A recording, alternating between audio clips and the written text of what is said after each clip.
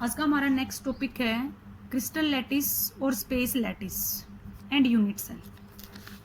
देखो बेटा, जब हम एक घर बनाते हैं तो उसके अंदर हम क्या करते हैं कि हमारे पास जो ईंटें होती हैं, हमें एक एक ईंट को रख के और फिर हम उस घर को बनाना स्टार्ट करते हैं। तो जब हमने एक एक ईंट को रखा तो एक पार्टिकल्स की पर्टिकुलर अरेंजमेंट होगी। जब पार्टिकल्स की हमारे पास पर्टिकुलर अरेंजमेंट होगी तो हमें कुछ ना कुछ मिलेगा, एक शेप मिलेगी। ठीक है, जो हमें शेप मिलेगी वो हमारे पास क्या होगा, क्रिस्टल लैटिस। और जो हमारे पास एक एक जो ईंट जुड़ के हमें क्या देती हैं, एक पूरा वेरियस लैटिस देती हैं, वो हमारे पास क्या होगा, यूनिट सेल होगा। ठीक है भाई, अब देखो हमारे पास जो पार्टिकल की अरेंजमेंट है वो 1 डायमेंशन भी हो सकती है, 2 डायमेंशन भी हो सकती है और 3 डायमेंशन भी हो सकती है। जब हम पार्टिकल्स को एक लाइन के अंदर अरेंज कराते हैं, किसके अंदर अरेंज कराते हैं, एक लाइन के अंदर अरेंज कराते हैं, तो हमारे पास जो अरेंजमेंट होगी वो क्या होगी, 1 डायमेंशन। 2 डायमेंशन के बारे में हम 10th क्लास तक स्टडी कर चुके हैं। हम स्क्वायर बनाते हैं, हम रेक्टेंगल बनाते हैं, हमारे पास पैरेललोग्राम होती है या हमारे पास रोम्बस होती है।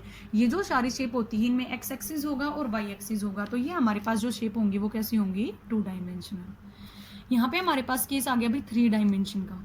तो 3 डायमेंशन का मतलब क्या हो गया, हमारे पास क्यूब, जब हम एक क्यूब बनाते हैं तो उसके अंदर हमारे पास एक्स एक्सिस भी होगा, वाई एक्सिस भी होगा और जेड एक्सिस भी होगा।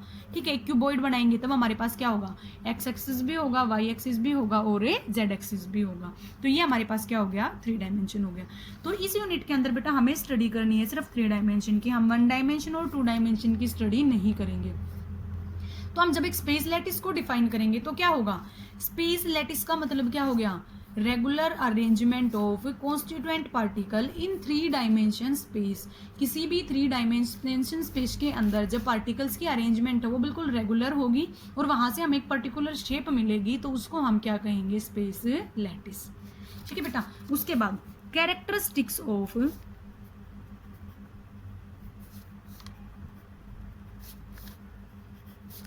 Space lattice.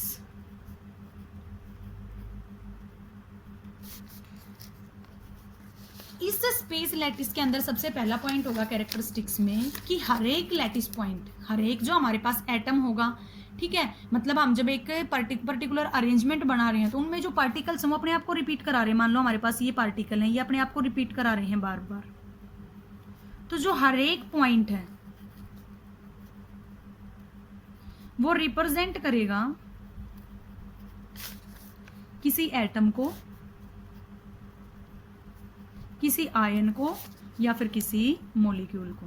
मतलब किसी भी स्पेस लैटिस के अंदर हमारे पास जो कॉन्स्टिट्यूएंट पार्टिकल होंगे वो एटम्स हो सकते हैं, आयन्स हो सकते हैं और मॉलिक्यूल्स हो सकते हैं। ये हमारा फर्स्ट कैरेक्टरिस्टिक्स होगा। सेकंड क्या होगा कि हर एक जो पॉइंट होगा उसको हम नाम देंगे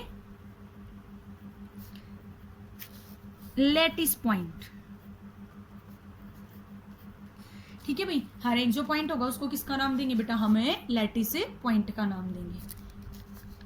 उसके बाद थर्ड हमारे पास कैरेक्टरिस्टिक्स होगी कि हमारे पास जब ये लैटिस पॉइंट है वो आपस में ऐड होके हमें क्या देंगे, एक पर्टिकुलर शेप देंगे, हमें एक डेफिनेट ज्योमेट्री फॉर्म होगी।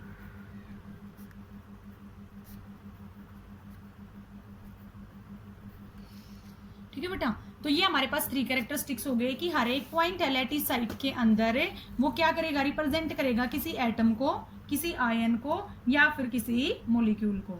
ठीक है, और हर एक पॉइंट को हम किसका नाम देंगे, एक लैटिस का नाम देंगे। तो हमारे पास क्या कहलाएगा, वो एक लैटिस पॉइंट कहलाएगा। उसके बाद थर्ड कैरेक्टरिस्टिक्स क्या होगी कि ये जो हमारे पास हर एक पॉइंट है ज्वाइन होके हमें क्या देंगे, एक डेफिनेट ज्योमेट्री देंगे। ठीक है भाई, वो डेफिनेट ज्योमेट्री हमारे पास स्क्वायर भी हो सकता है, हमारे पास क्यूब भी हो सकता है और हमारे पास रेक्टेंगल भी हो सकता है।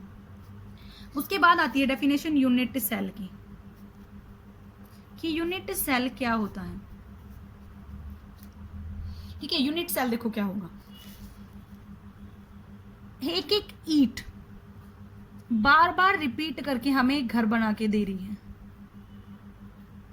ठीक है, तो जो ये रिपीटिंग पॉइंट होंगे, चाहे वो एटम्स हैं, चाहे वो आयन्स हैं, चाहे वो मॉलिक्यूल्स हैं, वो हमारे क्या कहलाएंगे, यूनिट सेल। ठीक है, जो रिपीटिंग पैटर्न होगा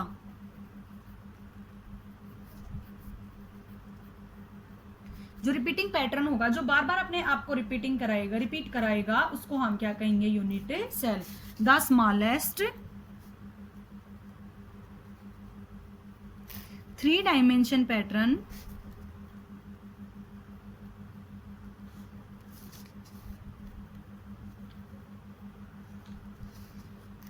the smallest 3-dimensional pattern repeated again and again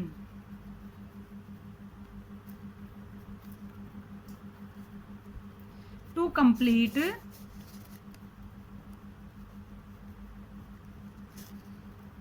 a space lattice। किसी स्पेस लैटिस को कंप्लीट कराने के लिए जब हमारे पास जो 3 डायमेंशन स्पेस है वो अपने आप को बार बार रिपीट कराता है, तो उसको हम क्या कहेंगे? Unit cell. ठीक है भाई, आप देखो पैरामीटर्स ऑफ यूनिट सेल।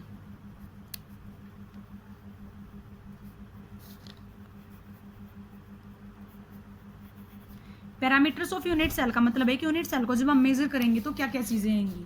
तो पैरामीटर्स में हमारे पास 2 टाइप के पैरामीटर्स होते हैं। सबसे पहले होंगी इसकी डायमेंशंस,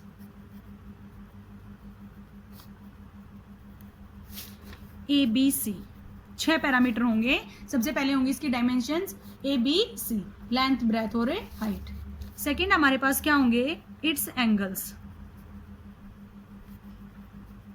सेकंड हमारे पास क्या होंगे भाई? It's angles. एंगल्स होंगे हमारे पास अल्फा, बीटा और गामा।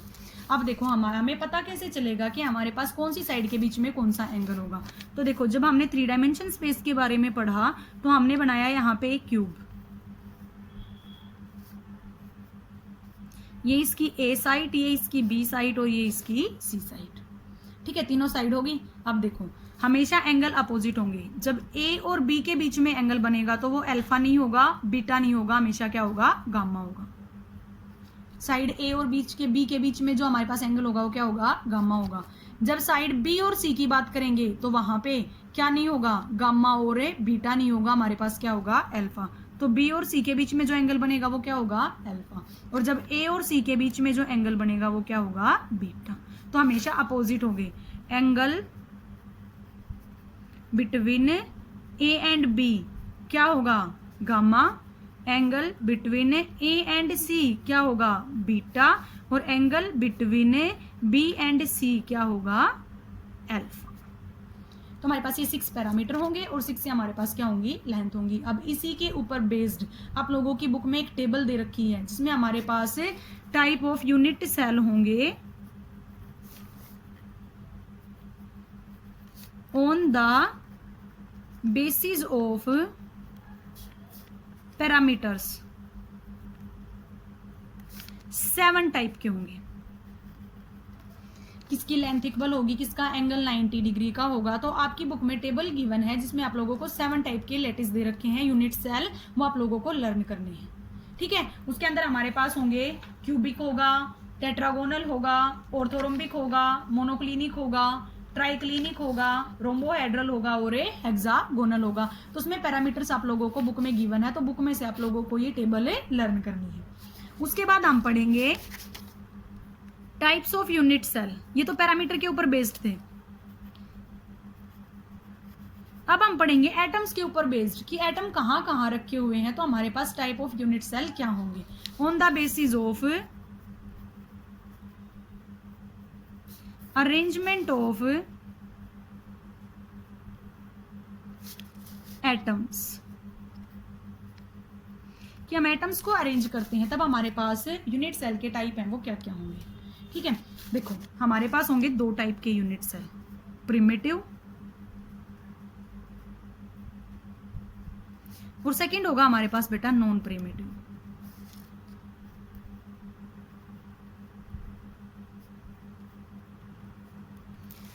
हमारे पास है एक क्यूब। जब हम एक क्यूब बनाते हैं तो हम क्या करते हैं? एटम्स रखते हैं ऐसे कॉर्नर्स के ऊपर। इसके 8 कॉर्नर के ऊपर हम एटम रखते हैं। ठीक है भाई, तो हम एटम्स के अरेंजमेंट के ऊपर बेस्ड है। तो प्रीमिटिव में क्या होगा? व्हेन एटम्स या unit cells are present at corners, किसके ऊपर प्रेजेंट हो, सिर्फ कॉर्नर्स के ऊपर प्रेजेंट हो तो उसको हम क्या कहेंगे, प्रिमिटिव। आप देखो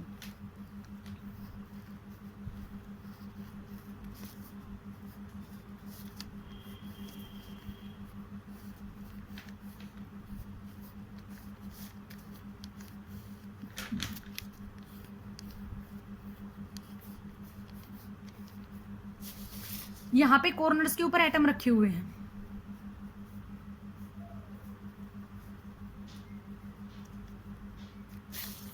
सभी में कॉर्नर्स के ऊपर क्या रखे हुए हैं, एटम्स रखे हुए हैं।